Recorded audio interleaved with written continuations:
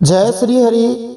क्या आप जानना चाहते हैं या जानते हैं कि संत और भगवंत में अथवा कहो संत और तीर्थ में बड़ा कौन है? इसका उत्तर हम श्रीमद् भागवत महापुराण के दशम स्कंद के उत्तरार्ध के 84वें अध्याय में भगवान श्री कृष्ण के वचनों से जानेंगे। विदित है हम प्रतिदिन श्रीमद् भागवत महापुराण के अमृतमय संस्कृत श्लोकों का हिंदी व्याख्याओं सहित अनेक रोचक प्रश्नों के साथ श्रवण कर रहे हैं। उसी कड़ी में आज हम दशम स्कंद के उत्तरार्ध के 84वें अध्याय के दूसरे भाग का श्रवण करते हैं, जिसमें हम श्लोक संख्या 9 से श्लोक संख्या 26 तक श्रवण करेंगे। इन श्लोकों को सुनते हुए, व्याख्याओं को सुनते हुए हम कुछ प्रश्नों के उत्तर भी प्राप्त कर सकते हैं, जो प्रश्न मौलिक रूप से श्रीमद् भागवत के अंदर से ही बनाए जा रहे हैं। प्रत्येक प्रश्न प्रामाणिक रहे, इसका हम विशेष ध्यान रख रहे हैं। इसलिए प्रश्न के आगे हम स्कंद अध्याय और श्लोक संख्या भी डाल रहे हैं, ताकि आप भागवत जी को खोल करके उस स्कंद अध्याय और श्लोक संख्या में जाकर अपनी शंका का समाधान कर सके। प्रामाणिक भागवत को सुनने से हमारी सभी प्रकार की जिज्ञासाओं का शमन होगा और अप्रामाणिक जो बातें जगह जगह लोग उठाते रहते हैं सनातन हिंदू धर्म के विरुद्ध, उनको उत्तर देने के लिए हमारे पास ज्ञान होगा। सनातन धर्म केवल इतना ही नहीं है कि झूठ नहीं बोलना चाहिए, पाप नहीं करना चाहिए, सच बोलना चाहिए, पुण्य करना चाहिए। सनातन धर्म बहुत गहरा है, उसमें प्रत्येक बात को बड़ी ही गहराई से विलक्षण रीति से समझाया गया है। आवश्यकता है थोड़ा समय निकालकर शास्त्र को पढ़ने की, समझने की। तो हम दशम स्कंद के उत्तरार्ध के 84वें अध्याय के दूसरे भाग को सुनते हुए इन प्रश्नों के उत्तर प्राप्त कर सकते हैं। श्री कृष्ण द्वारा संत प्रशंसा में क्या कहा गया? भगवान श्री कृष्ण के मुख से जाने संत और तीर्थ में बड़ा कौन। एक क्षण के सत्संग की महिमा हम जानेंगे। श्री भगवान कृष्ण द्वारा भगवत प्राप्त महापुरुषों की महिमा का गान। जो भगवान को प्राप्त हो गए हैं महापुरुष, उन महापुरुषों की महिमा का गान हम जानेंगे। वर्तमान समय के हिसाब से देखो तो जैसे श्री प्रभुपाद जी, परम श्रद्धेय स्वामी जी श्री राम सुखदास जी महाराज, और कुछ समय पहले सेठ जी जयदयाल जी गोविंद का, भाई जी श्री हनुमान प्रसाद जी पोद्दार, शरणानंद जी, राधा बाबा और प्रेमानंद जी, ऐसे जो महात्मा हैं जिनको भगवान की प्राप्ति हो गई, उनकी महिमा के बारे में भगवान ने क्या कहा वो हम जानेंगे। ये बड़ा ही रोचक और महत्वपूर्ण प्रश्न है। किसे पशुओं में भी नीच गधा कहा गया है? भगवान श्री कृष्ण के वचनों से मुनियों की बुद्धि भ्रमित हो गई। निश्चित रूप से हो सकती है, क्यों हुआ वो हम जानेंगे। भगवान श्री कृष्ण के आचरण और वचनों से मुनिगण चकित हो गए। मुनियों द्वारा भगवान श्री कृष्ण की स्तुति की गई, वो हम जानेंगे। आइए इन सब प्रश्नों के उत्तर जानने के लिए आज इस दशम स्कंद के उत्तरार्ध के 84वें अध्याय के दूसरे भाग का श्रवण करते हैं, जिसमें हम श्लोक संख्या 9 से श्लोक संख्या 26 तक श्रवण करेंगे। तो दशम स्कंद के उत्तरार्ध के 84वें अध्याय के पहले भाग में श्लोक संख्या 1 से श्लोक संख्या 8 तक सुनते हुए हमने जाना था कि अनेक ऋषि मुनि कुरुक्षेत्र में आए हुए भगवान श्री कृष्ण का दर्शन करने के लिए आए थे, और उन ऋषि मुनियों को भगवान श्री कृष्ण ने क्या कहा, उन संतों की प्रशंसा में भगवान ने क्या कहा, और फिर मुनियों ने क्या उत्तर दिया। आइए उसके बारे में हम जानते हैं, लीला में प्रवेश करते हैं। श्लोक संख्या 9 से श्रवण करते हैं। जब सब ऋषि मुनि आराम से बैठ गए, तब धर्म रक्षा के लिए अवतीर्ण भगवान श्री कृष्ण ने उनसे कहा। उस समय वह बहुत बड़ी सभा चुपचाप भगवान का प्रवचन सुन रही थी, भाषण सुन रही थी। अब श्री भगवान संतों की प्रशंसा करते हुए कहते हैं, श्री भगवान उवाच अहो वयम जन्मभृतो लब्धम कार्ष्णेन तत्फलम देवानामपि दुष्प्रापम यद योगेश्वर दर्शनम। भगवान श्री कृष्ण ने कहा, धन्य है, हम लोगों का जीवन सफल हो गया। आज जन्म लेने का हमें पूरा पूरा फल मिल गया, क्योंकि जिन योगेश्वरों का दर्शन बड़े बड़े देवताओं के लिए भी अत्यंत दुर्लभ है, उन्हीं संत महात्माओं का दर्शन हमें प्राप्त हो गया है। इसका तात्पर्य ये हुआ कि ब्रह्मांड के प्रशासकों के रूप में बड़े बड़े अधिकारों का भोग करते हुए भी देवता लोग विरले ही नारद जी, व्यास जी जैसे उच्च कोटि के महात्माओं का दर्शन कर पाते हैं। तो भला पृथ्वी के राजाओं तथा मात्र ग्वालों के लिए उनका दर्शन कर पाना कितना दुर्लभ रहा होगा। यहाँ पर भगवान श्री कृष्ण समंत पंचक में एकत्रित सारे राजाओं तथा दूसरों को अपना ही मानते हुए उनकी ओर से बोल रहे हैं और सबको संतों की महिमा बता रहे हैं।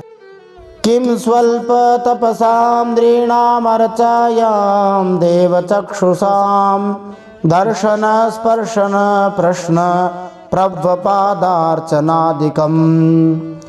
भगवान कहते हैं जिन्होंने बहुत थोड़ी तपस्या की है और जो लोग अपने इष्ट देव को सभी प्राणियों के हृदय में न देखकर केवल मूर्ति वेश में ही उनका दर्शन करते हैं, माने बहुत थोड़ी सी तपस्या करते, कुछ भी नहीं करते, उन्हें आप जैसे संत महात्माओं के दर्शन स्पर्श कुशल प्रश्न प्रणाम चरण पूजन आदि का सुअवसर भला कब मिल सकता है।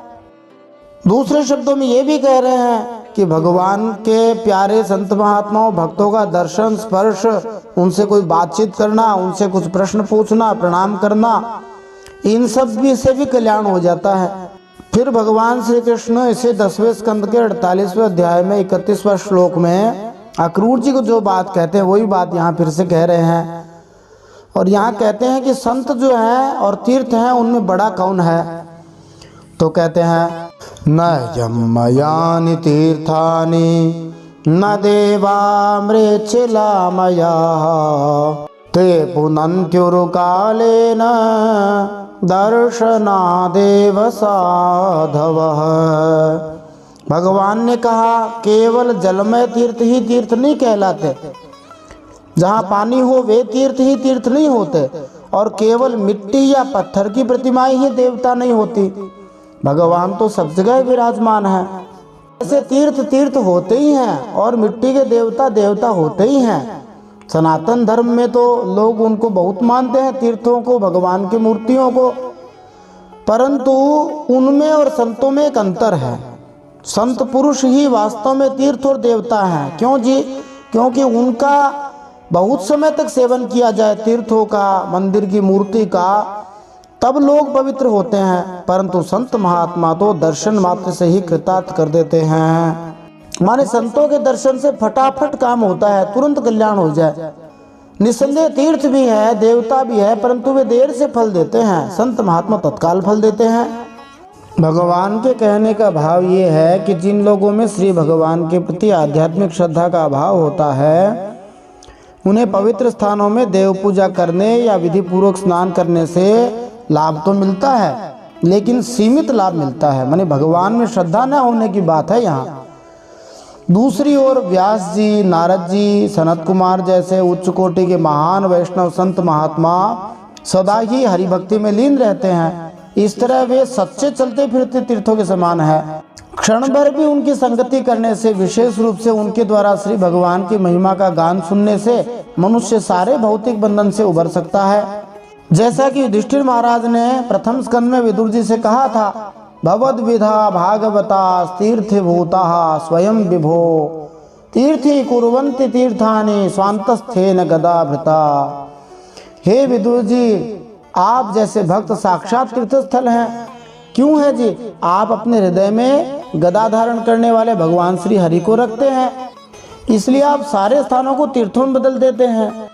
वास्तव में तीर्थों की महिमा संतों के कारण ही है। जिन जिन तीर्थों में संत महात्मा गए उनकी महिमा बढ़ गई। फिर भगवान आगे वंशस्थ छंद के अंदर बताते हैं कि संत की सत्संग की क्या महिमा है। थोड़ी सी देर के सत्संग की महिमा बताते हैं।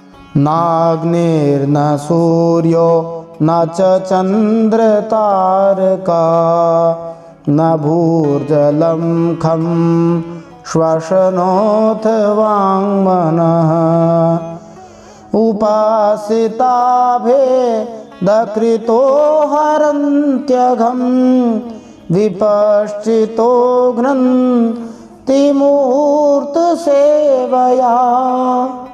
भगवान कहते हैं अग्नि, सूर्य, चंद्रमा, तारे, पृथ्वी, जल, आकाश, वायु, वाणी और मन के सभी अधिष्ठात्री देवता, इन सब की उपासना करी जाए। अलग अलग चीजों के अलग अलग अधिष्ठात्री देवता है, तब भी पाप का पूरा पूरा नाश नहीं हो सकता, क्योंकि उनकी उपासना से भेद बुद्धि का नाश नहीं होता। ये खास समस्या है, वह और भी बढ़ती जाती है। लेकिन यदि घड़ी दो घड़ी भी ज्ञानी महापुरुषों की, संत महात्माओं की सेवा की जाए तो वे सारे पाप ताप मिटा देते हैं, क्योंकि वे भेद बुद्धि के विनाशक हैं। खास बात है भेद बुद्धि का नाश। गोस्वामी तुलसीदास जी ने 2 जगह पर कहा है, एक घड़ी आधी में बुनियाद, तुलसी संगत साध की हर कोटि अपराध। संतों के साथ एक घड़ी आधी से भी आधी घड़ी रुक जाए तो समझो कि सभी पापों का नाश हो जाए। तो घड़ी का अर्थ थोड़ा सा समय समझ लीजिए, और वैसे एक घड़ी का अर्थ 24 मिनट होता है, वैसे एक घड़ी का अर्थ 24 मिनट होता है। 24 मिनट नहीं रुक सके तो 12 मिनट आधी घड़ी रुक जाए, और इतना भी न रुक से तो आधी से भी आधी 6 मिनट ही रुक जाए सत्संग में। और नहीं तो वैसे देखा जाए तो घड़ी का मतलब थोड़ा सा समय, सेकंडों का समय समझ लीजिए। 1 सेकंड का, मिनट का समय भी सत्संग में रह जाए, संतों के साथ रह जाए तो कल्याण कर दे। गोस्वामी तुलसीदास जी ने ही श्री रामचरितमानस सुंदरकांड में कहा है, तात स्वर्ग अपवर्ग सुख धैर्य तुलायक अंग, तूलन ताहि सकल मिले जो सुख लव सतसंग।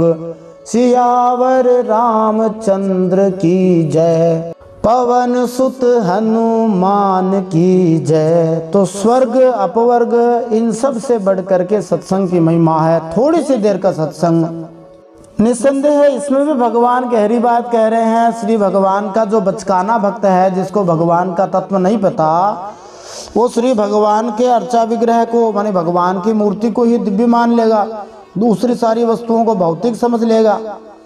यहाँ तक कि श्री भगवान के विश्वसनीय सेवकों को भी ऐसे समझ लेगा। इतने पर भी चूंकि वह भगवान श्री विष्णु के परम पद को पहचान लेता है, इसलिए वह देवताओं के भौतिकवादी पूजकों से ऊंचे पद पर होता है, इसलिए आदरणीय तो है। इस श्लोक में उस व्यक्ति के लिए जो भक्तिमय जीवन की निम्न अवस्थाओं से ऊपर उठना चाहता है, उन्हें उच्च विचार वाले मुनियों की संगति करने की सलाह दी गई है।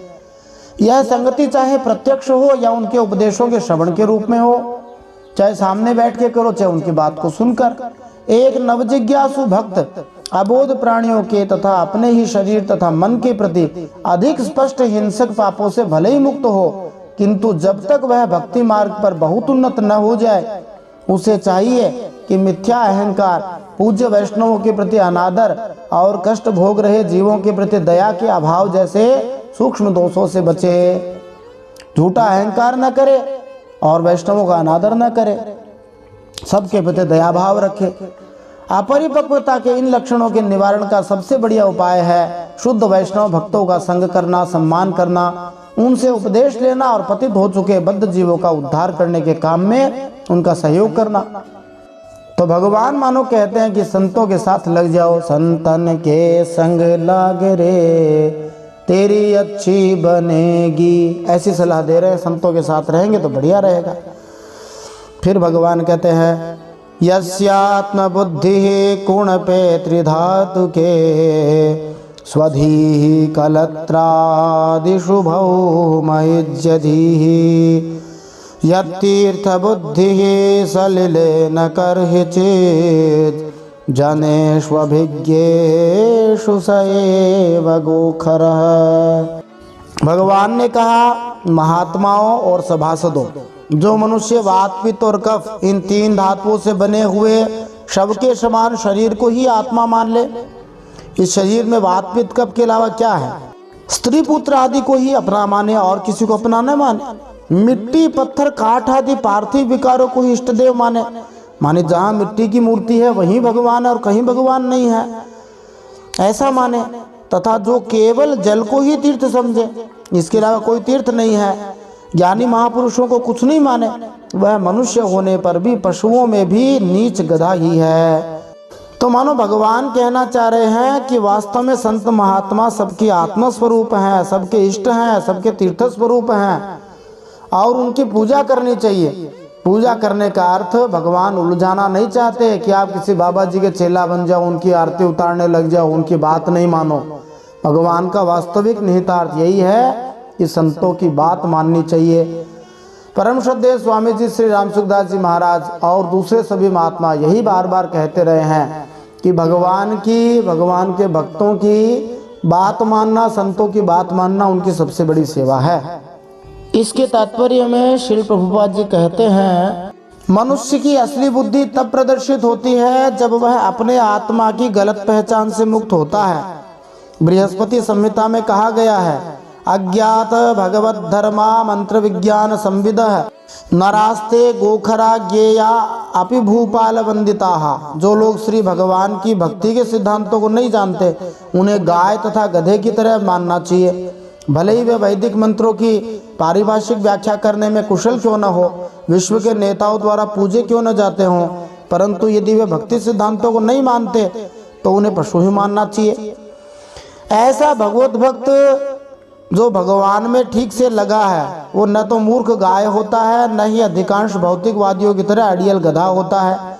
यद्यपि गाय सर्वोत्तम पशु है, परंतु फिर भी गाय भजन नहीं कर सकती है। मनुष्य शरीर की महिमा भजन करना है। यहाँ गाय की निंदा नहीं है, यहाँ मनुष्य शरीर की महिमा बताई जा रही है तुलनात्मक रूप से। किंतु सर्वोत्तम वैष्णव वो है जिसने श्री भगवान की विशेष कृपा प्राप्त कर ली है और जिसने माया और आसक्ति के बंधनों से अपने आप को पूरी तरह छुड़ा लिया है। श्री विश्वनाथ चक्रवर्ती ठाकुर के अनुसार भौम इज्ज धीहि, इस शब्द का अर्थ है जो मिट्टी की बनी प्रतिमा को पूज्य मानता है, वह मंदिर में श्री भगवान की अर्चा विग्रह का नहीं अपितु देवी देवताओं की प्रतिमा का सूचक है। इसी तरह यह तीर्थ बुद्धि ही सलीले पद का अर्थ है, जो तीर्थ स्थल को केवल जल का स्थान मानता है, वहाँ गंगा यमुना जैसी पवित्र नदियों का नहीं अपितु अन्य छोटी छोटी नदियों का सूचक है। कहने का भाव यह है कि भगवान की जो मूर्ति है, विग्रह है, वो साक्षात भगवान का अवतार है। भगवान की मूर्ति भगवान ही है, ये कहने का भाव है विश्वनाथ चक्रवर्ती जी का। भगवान ने गूढ़ बातें कह दी। अब मुनियों के साथ क्या हुआ? श्री शुक उवाच निशम्येत्थं भगवतः कृष्णस्याकुण्ठमेधसः वचो दुरन्वयं विप्रास तूष्णीमासन भ्रमद्धियः। सुखदेव जी कहते हैं, भगवान श्री कृष्ण अखंड ज्ञान संपन्न है, अकुंठ मेधा है वे। जिनमें कोई कुंठा ना हो वे ही तो अकुंठ हैं, वे ही तो वैकुंठ हैं। उन भगवान का यह गूढ़ भाषण सुनकर सब के सब ऋषि मुनि चुप रह गए। बुद्धि चक्कर में पड़ गई उनकी, समझ न सके भगवान कहना क्या चाह रहे हैं। वास्तव में गोस्वामी जी ने कहा रामचरितमानस उत्तरकांड 73वें दोहे में, निर्गुण रूप सुलभ यति सगुण जान नहीं कोय सुगम अगम नाना चरित सुनि मुनि मन भ्रम होय सियावर रामचंद्र की जय पवन सुत हनुमान की जय।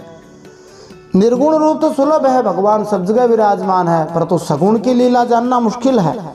तो मुनियों को भी भ्रम हो जाए, यहाँ इनको भ्रम हो गया, मुनियों को समझ में नहीं आया भगवान कहना क्या चाह रहे हैं, हमारी बड़ाई कर रहे हैं, हमें चेता रहे हैं। चिरम विमृश्य मुनय ईश्वरस्येषितव्यताम् जन संग्रह इत्यूचुः स्मयन्तस्तं जगद्गुरुम्। उन ऋषियों ने बहुत देर तक विचार करने के बाद ये निश्चय किया कि भगवान सर्वेश्वर होने पर भी जो इस प्रकार के सामान्य कर्म परतंत्र जीव की तरह व्यवहार कर रहे हैं, ये केवल लोक संग्रह के लिए ही है। ऐसा समझकर वे संत महात्मा मुस्कुराते हुए जगतगुरु भगवान श्री कृष्ण से कहने लगे। श्रीधर स्वामी जी ने ईशितव्यता शब्द की व्याख्या किसी के नियंता न होने के द्योतक के रूप में की है। दूसरे शब्दों में यह कर्म के नियम के अधीन होने अर्थात कर्म करने और उसके फल को भोगने का द्योतक है। मुनियों को संबोधित करते समय भगवान श्री कृष्ण ने संत वैष्णवों को सुनने, उनकी सेवा करने पर बल देने के लिए एक अधीन जीव जैसी भूमिका अपनाई। मानो वे भगवान जो अनंत कोटि ब्रह्मांड नायक हैं, ऋषियों के अधीन हैं और कह रहे संतों की पूजा करनी चाहिए। श्री भगवान तो आध्यात्मिक समर्पण के भी परम शिक्षक हैं। भगवान की वाणी को समझना आसान नहीं है, भगवान बड़ी गूढ़ बातें कहते हैं। अब उन मुनियों ने भगवान से कहा वंशस्थ छंद में, मुनय ऊचुः, चकित हो गए हैं मुनिगण और वे कह रहे हैं, यन्मायया तत्त्वविदो तमावयम् विमोहिता वे स्वसृजामधीश्वराः यदीशितव्या यति गूढइहया अहो विचित्रं भगवद्विचेष्टितम्। चकित मुनियों ने कहा, हे भगवान, आपकी माया से प्रजापतियों के अधीश्वर मरीचि आदि बड़े बड़े तत्वज्ञानी हम लोग मोहित हो रहे हैं। आप स्वयं ईश्वर होते हुए भी मनुष्यों जैसी चेष्टाओं से अपने आप को छिपाए रखकर जीव की भांति आचरण करते हैं। हे भगवान, सचमुच आपकी लीला अत्यंत विचित्र है, परम आश्चर्यमयी है। मुनियों ने श्री भगवान के कथन को दुरन्वयम अर्थात अतर्क कहा है। 14वें श्लोक में यह इस तरह कैसे है उसको यहाँ बतलाया गया है, कठिन क्यों है। श्री भगवान के शब्द और उनके कार्य बड़े से बड़े विद्वानों को भी चकित करने वाले हैं, जब वे अपने आप को अपने ही दासों के अधीन दिखाते हुए कार्य करते हैं। फिर आगे मुनिगण कहते हैं, अनीह एतद् बहुधैक आत्मना सृजात्यवात्याति न बाध्यते यथा भौमैर्हि भूमिर्बहुनाम रूपिणी अहो विभूम्नश्चरितं विडम्बनम्। मुनिगण कहते हैं, निस्संदेह सर्वशक्तिमान भगवान की मनुष्य जैसी लीलाएं केवल बहाना है। वे बिना प्रयास के ही अपने में से इस रंग बिरंगी सृष्टि को उत्पन्न करते हैं, फिर सृष्टि का पालन भी करते हैं और संहार भी करते हैं, उसे निगल जाते हैं। इतना होने पर भी वे एक ही हैं। इसके अलावा हे प्रभु, यह सब करते हुए भी आप इन कर्मों से लिप्त नहीं होते, इनके बंधन में नहीं आते। जो सजाति विजाति और स्वगत भेद शून्य एक रस अनंत है, उसका यह चरित्र लीला मात्र नहीं तो और क्या है। धन्य है आपकी यह लीला। इसका तात्पर्य है श्री भगवान की स्वयं का विस्तार करने की यह रहस्यमय विधि उनके अलावा अन्य किसी की समझ में नहीं आती, किंतु पृथ्वी तथा उसके विविध विकारों का उदाहरण कुछ न कुछ समता का आभास देता है। यही उदाहरण प्रायः उद्धृत किए जाने वाले छांदोग्य उपनिषद के एक अंश में प्रस्तुत किया गया है। वाचारंभनम विकारो नामध्येयम मृत्तिकेत्येव सत्यम। पृथ्वी के रूपांतर केवल नाम रखने की शाब्दिक उत्पत्तियां हैं, मात्र पृथ्वी तत्व ही सत्य है। श्रीधर स्वामी जी का सुझाव है कि श्रीमद् भागवतम का ये श्लोक श्री कृष्ण द्वारा संभवतः उठाई जा सकने वाली इस आपत्ति का उत्तर है कि यदि मैं वसुदेव का पुत्र हूँ तो भला मैं इस ब्रह्मांड का सृजन पालन और संहार कैसे कर सकता हूँ। यह उत्तर अहो विभूम्नश्चरितं विडम्बनम शब्दों द्वारा दिया गया है कि आपकी लीला विचित्र है। आप अपने आप को किसी उच्चतर नियंत्रण के अधीन होने का केवल स्वांग भरते हैं, वास्तव में आप ही सबके स्वामी हैं। आगे वे ऋषि मुनि कहते हैं, अथापि काले स्वजनाभिगोप्तये बिभर्षि सा त्वं खलनिग्रहाय च स्वलीलया वेदपथं सनातनं वर्णाश्रमात्मा पुरुषः परो भवान्। हे भगवान, यद्यपि आप प्रकृति से परे स्वयं परब्रह्म परमात्मा है, फिर भी समय समय पर भक्तों की रक्षा और दुष्टों का दमन करने के लिए आप अवतार लेते हैं, अपने विशुद्ध सत्व में श्री विग्रह को प्रकट करते हैं, अपनी लीला के द्वारा सनातन वैदिक मार्ग की रक्षा भी करते हैं, क्योंकि सभी वर्णों और आश्रमों के रूप में आप स्वयं ही तो हैं। ब्रह्मते हृदयं शुक्लं तपः स्वाध्याय संयमैः यत्रोपलब्धं सद्व्यक्तमव्यक्तं च ततः परम। हे भगवान, वेद आपका विशुद्ध हृदय है। तपस्या, स्वाध्याय, धारणा, ध्यान और समाधि के द्वारा उसी में आपके साकार निराकार रूप और दोनों के अधिष्ठान स्वरूप परब्रह्म परमात्मा का साक्षात्कार होता है। तस्माद् ब्रह्मकुलं ब्रह्मन् शास्त्रयोने स्वनात्मनः सभाजयसि सद्धाम तद्ब्रह्मण्याग्रणीर्भवान्। ब्राह्मण ही वेदों के आधारभूत आपके स्वरूप की उपलब्धियों के स्थान है। इसी से आप ब्राह्मणों का सम्मान करते हैं और इसी से आप ब्राह्मण भक्तों में अग्रगण्य भी हैं। भगवान को कह रहे ऋषि मुनि। अद्यनो जन्म साफल्यम विद्यायास्तपसो दृशः त्वया संगम्य सद्गत्या यदन्तः श्रेयसां परः। आप सर्वविध कल्याण साधनों की चरम सीमा है। हे हरे, आप संत पुरुषों की एकमात्र गति हैं। आपसे मिलकर आज हमारे जन्म विद्या तप और ज्ञान सफल हो गए। आपने जो कहा कि हमारे जन्म सफल हो गए, वो तो आप हमारे मजाक में कह रहे हो अथवा हमारी प्रशंसा में कह रहे हो। वास्तव में तो हमारा जीवन सफल हुआ है। आप तो जन्मते ही नहीं, तो आपका क्या जीवन होगा। आप तो सदा रहने वाले अविनाशी परमात्मा हो। वास्तव में सबके परम फल आप ही हैं। इसके तात्पर्य में श्री प्रभुपाद जी कहते हैं कि मुनि लोग यहाँ पर श्री भगवान के प्रति अपने आदर एवं उसके बदले उनके द्वारा मुनियों की पूजा की तुलना करते हैं। भगवान श्री कृष्ण ब्राह्मणों का आदर इसलिए करते हैं क्योंकि अल्पज्ञानियों को उपदेश देने के वे साधन स्वरूप हैं।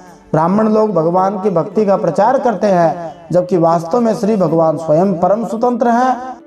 दूसरी ओर भगवान की पूजा करने वाले ब्राह्मण कल्पना से बढ़कर लाभ पाते हैं। फिर मुनियों ने कहा, नमस्तस्मै भगवते कृष्णाय कुंठमेधसे स्वयोग माययाच्छन्न महिम्ने परमात्मने। ऋषि लोग कहते हैं, हम अनंत बुद्धि वाले परमात्मा अर्थात पूर्ण पुरुषोत्तम भगवान श्री कृष्ण को नमस्कार करते हैं, जिन्होंने अपनी योग माया द्वारा अपनी महानता को छिपा रखा है। हम आपको नमस्कार करते हैं। श्री भगवान की पूजा करने से जो भावी लाभ होगा, उसके अलावा हर मनुष्य का ये परमावश्यक कर्तव्य है कि वह अधीनता तथा दासता की कृतज्ञता के रूप में भगवान को नमस्कार करे। भगवान श्री कृष्ण ने श्रीमद् भगवद गीता 9वें अध्याय 34वें श्लोक में सलाह दी है, मन मना भव मद भक्तो मद्याजी माम नमस्कुरु मामे वैश्यसि युक्त्वैव महात्मानं मत्परायण है। भगवान की ये इच्छा है, भगवान की ये लगन है। भगवान चाहते हैं कि मेरे भक्त हो जाओ, इसलिए बार बार कहते हैं मेरे में मन लगा लो, मेरे भक्त हो जाओ, उससे मेरी प्राप्ति हो जाएगी। जो मान जाए उसको लाभ मिल जाएगा, नहीं तो वंचित रह जाएंगे। नयम विदन्त्यमे भूपा एका रामाश्च वृष्णयः माया जवनिकाच्छन्नमात्मानं कालमीश्वरम्। ऋषियों ने भगवान से कहा, ये सभा में बैठे हुए राजा लोग और दूसरों की तो बात ही क्या करें, स्वयं आपके साथ आहार विहार करने वाले यदुवंशी लोग भी आपको वास्तव में नहीं जान पाते, क्योंकि आपने अपने स्वरूप को, जो है तो सबकी आत्मा है, जगत का आदि कारण और सबका नियंता है, परंतु माया के पर्दे से ढका हुआ है। श्री विश्वनाथ चक्रवर्ती ठाकुर की श्लोक पे व्याख्या है कि भगवान श्री कृष्ण का परिवार उनसे इतनी घनिष्ठता से संबंधित था कि वे ये अनुभव नहीं कर सकते थे कि श्री कृष्ण हर प्राणी के हृदय में निवास करने वाले परमात्मा हैं। प्रायः अति सामीप्य से परिचय नहीं हो पाता है, अनादर हो जाता है। और कुरुक्षेत्र में आए वे राजा जो भगवान के भक्त नहीं थे, भगवान को काल रूप में हर वस्तु के संहार के रूप में नहीं पहचान सके। भक्त और अभक्त दोनों की माया द्वारा आच्छादित होते हैं, किंतु भिन्न भिन्न तरीकों से। भौतिकवादियों के लिए माया मोह होती है, किंतु वैष्णवों के साथ वह योग माया के रूप में कार्य करती है, और वह श्री भगवान की महानता के प्रति उनकी भिन्नता को आच्छादित करती है और उन्हें उनके सनातन आनंद लीलाओं में लगाती है। यथा शयानः पुरुष आत्मानं गुणतत्त्वदृक् नाम मात्रेन्द्रियाभातं न वेद रहितं परम। ऋषियों ने कहा, जब मनुष्य सपना देखता है उस समय सपने के मिथ्या पदार्थों को ही सच्चा मान लेता है। नाम मात्र की इंद्रियों से प्रतीत होने वाले अपने सपने के शरीर को ही वास्तविक शरीर मान बैठता है। निस्संदेह उसे उतनी देर के लिए सपने में इस बात का पता ही नहीं लगता कि सपने के शरीर के अलावा उसका जागृत अवस्था का शरीर भी है, जो जागने पर दिखाई देता है। एवं त्वानाम मात्रेषु विषयेष्विन्द्रियैर्हया मायया विभ्रमच्चित्तो न वेद स्मृत्युपप्लवात्। ऋषि मुनि कहते हैं, ठीक उसी प्रकार जागृत अवस्था में भी इंद्रियों की प्रवृत्ति माया से चित्त मोहित होकर नाम मात्र के विषयों में भटकने लगती है। उस समय भी चित्त के चक्कर से विवेक शक्ति ढक जाती है और जीव ये नहीं जान पाता कि आप इस जागृत संसार के नहीं हैं, आप तो भगवान के नाम से आए हैं। बिल्कुल बढ़िया उदाहरण दिया है। इसके तात्पर्य में श्री प्रभुपाद जी कहते हैं कि जैसे मनुष्य का सपना उसकी स्मृति और इच्छाओं के संग्रह से उत्पन्न गौण वास्तविकता होता है, वैसे यह ब्रह्मांड भी भगवान की सृष्टि के रूप में विद्यमान है, परंतु निकृष्ट रूप में है, जो वास्तव में भगवान से अलग तो नहीं होता। जैसे नींद से जागा हुआ व्यक्ति अपने जागृत जीवन की वास्तविकता का अनुभव करता है, वैसे ही श्री भगवान की भी अपनी पृथक उच्चतर वास्तविकता होती है, जो इस जगत में गे किसी भी वस्तु से परे है। भगवान ने ही 9वें अध्याय के 4-5वें श्लोक में कहा, मया ततमिदं सर्वं जगद अव्यक्त मूर्तिना मत्स्थानि सर्वभूतानि न चाहम तेषु अवस्थितः। यह सारा संसार मेरे से व्याप्त है, मेरे अलावा कुछ भी नहीं है। सारे जीव मुझ में है लेकिन मैं उनमें नहीं हूँ, फिर भी प्रत्येक सृजित वस्तु मेरे में स्थित नहीं है। भगवान की विचित्र लीला है। खैर, इस श्लोक में जीवों को भी एक बात बताई गई है, जो सपने में देखते हैं कि उनका सिर कट गया या सपने में उनको बहुत सारा धन मिल गया, वे कभी खुश होते हैं कभी दुखी होते हैं, परंतु नींद टूटने के बाद पता लगता है अरे वो सब नकली था। ऐसे ही हम इस संसार में रह रहे हैं, ये भी नकली है, हमें भगवत धाम वापस जाना है। भगवान शंकर ने कहा है, उमा कहूँ मैं अनुभव अपना, सत हरि भजन जगत सब सपना। संसार सपना है, हरि भजन सच्चा है।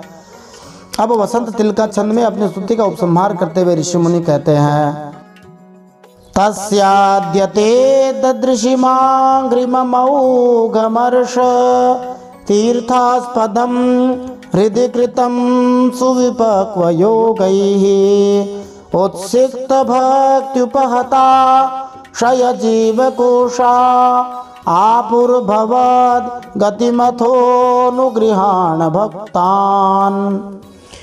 हे प्रभु, बड़े बड़े ऋषि मुनि अत्यंत परिपक्व योग साधना के द्वारा आपके उन चरणों को हृदय में धारण करते हैं, जो समस्त पाप राशि को नष्ट करने वाले गंगा जल के भी आश्रय स्थान हैं।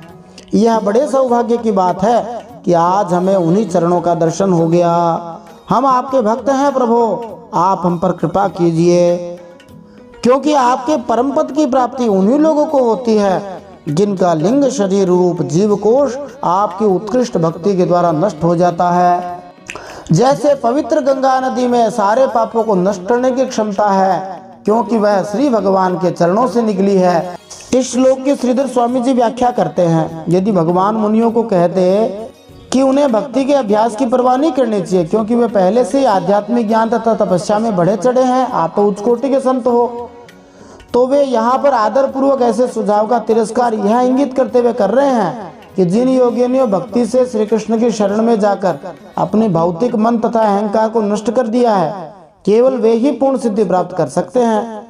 वे अपनी स्तुति यह कहकर समाप्त करते हैं कि वे उन्हें अपना भक्त बनाकर उन पर अपनी महान कृपा प्रदर्शित करे।